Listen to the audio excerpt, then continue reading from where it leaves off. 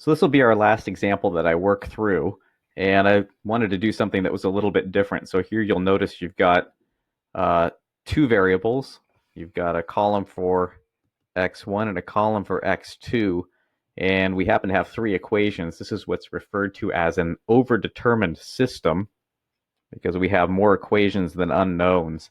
And these oftentimes will result in different situations. So it's probably worthwhile for us to just work through this, as we'll see some of these situations pop up in applications that will work later on. But generally the process is the same. We go to position 1, 1, and we try and turn that into a 1. Again, here it already is, so that part of the process is done.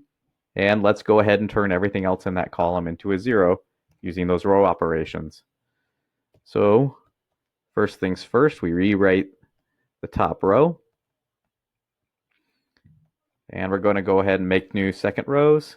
So we'll take -2 times the top row and add it to the second row. So -2 times row 1 plus row 2. And here we go as usual. I get -2 times 1 is -2, plus 2 is 0. Here we get -4 and 4, which is 0. And here we get -2 and 2, which is 0. And we probably could have seen that happening. If you look at these two equations, they're multiples of each other, which tells you that one of them is going to zero out completely. And when we rewrite our final form, we'll want to make sure that that's in the bottom row. The other thing you'll want to notice here, I think we can see this right away, is that we're about to work on that third row, and those two are also multiples of each other. Here we're just going to add the two rows together, row 1 plus row 3, and you'll see really quickly, of course, that these add to 0 all the way down the line. So those entire equations just zero out, and what we end up with is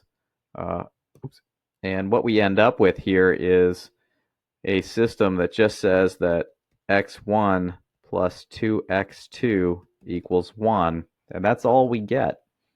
So that is the set of things that are solutions to this. If we were to rewrite this as we have been in terms of the free variable, which would be x2, we would have x1 equals 1 minus 2x2, and x2 is our choice, so we just make it equal to itself.